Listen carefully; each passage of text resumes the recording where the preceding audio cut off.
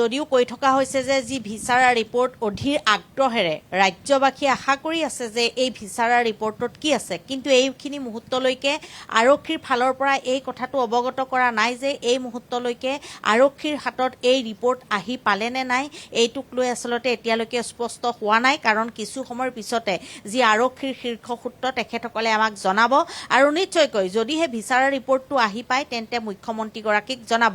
কাৰণ এইটো আটাইতকৈ উৎকণ্ঠিত হৈ আছে প্ৰত্যেকগৰাকী ব্যক্তি। কাৰণ জুবিন গাৰ্গৰ যি আকস্মিক মৃত্যুৰ তদন্ত, সেই মৃত্যুৰ তদন্ত চলি আছে, কিন্তু সেই মৃত্যুৰ তদন্ত কি কাৰণে হৈছিল, তদন্তত সেই বস্তুটো ওলাব লাগিব। গতিকে এই ভিচাৰা যি ৰিপৰ্টৰ বাবে প্ৰত্যেকগৰাকী লোক আচলতে অধীৰ আগ্ৰহেৰে ৰৈ আছে। কাৰণ সকলোৱে কৈছে যে যিসকলক গ্ৰেপ্তাৰ কৰা হ'ল তাৰে ভিতৰত যিগৰাকী শেখৰ গোস্বামীৰে যিহেতু বিষ পান কৰি বা বিষ খুৱাই তেওঁক হত্যা কৰা হ'ল বুলি যি অভিযোগ উত্থাপন হ'ল, যিখিনি আচলতে তেওঁলোকৰ ৰিপৰ্ট, সেই ৰিপৰ্টত ভাষ্য সন্নিৱিষ্ট কৰা হৈছে।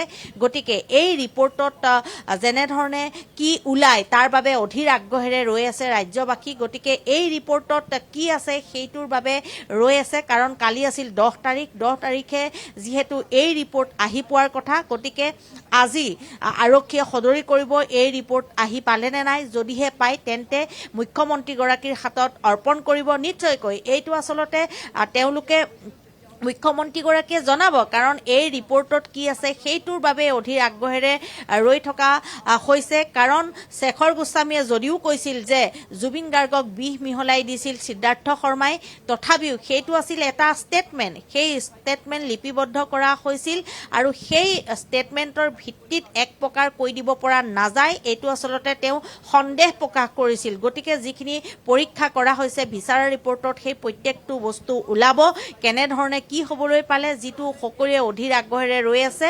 গতিকে পৰৱৰ্তী সময়ত এই বিষয়খিনি জনাব পৰা যাব।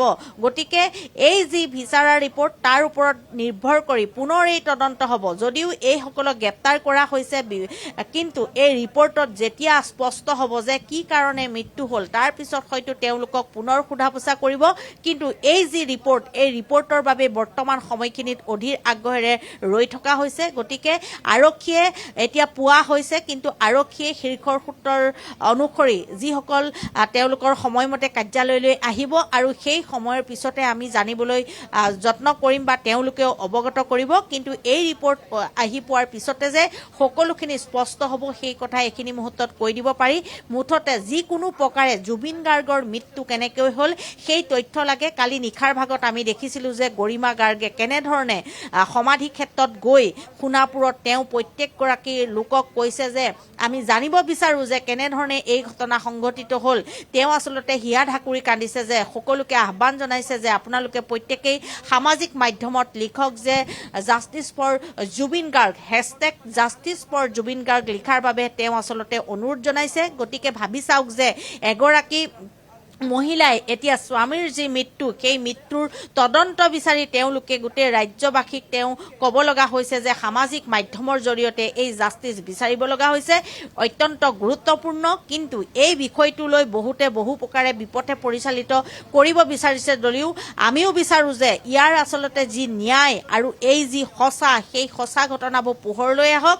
আৰু সকলোৱে আশাৰে ৰৈ আছে যে কি কাৰণে কেনেধৰণে আমাৰ হিয়াৰ আমঠু অসমৰ সম্পদ, এই সম্পদগৰাকী নিঃশেষ হৈ গ'ল অকালতে, এই সকলো তথ্য লাগে। যদিও বা এতিয়ালৈকে 7 গৰাকীক গ্ৰেপ্তাৰ কৰা হৈছে, সেই গ্ৰেপ্তাৰ কৰাৰ পিছত যিসমূহ আচলতে বিত্তীয় গণ্ডগোল সেইসমূহ পোহৰলৈ আহিছে আৰু সেই বিত্তীয় গণ্ডগোলসমূহো লাগিব, সেই তদন্তখিনি আচলতে লাগিব।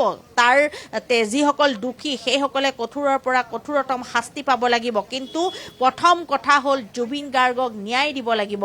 কাৰণ পৰিয়ালে আজিৰ দিনটোত তেওঁলোকে হিয়া ঢাকুৰি সামাজিক মাধ্যমত লিখিব লগা হৈছে, হিয়া ঢাকুৰি কান্দিব লগা হৈছে। উৰে নিশা তেওঁলোকে এই 20টাকৈ দিন পাৰ হৈ গ'ল, তাৰপিছত তেওঁলোকে কান্দি থাকিব লগা হৈছে যে ন্যায় লাগে, কেনেকৈ কি হ'ল, নহ'লে এক অবুধ হাস্যৰ হৈ ৰ'ব।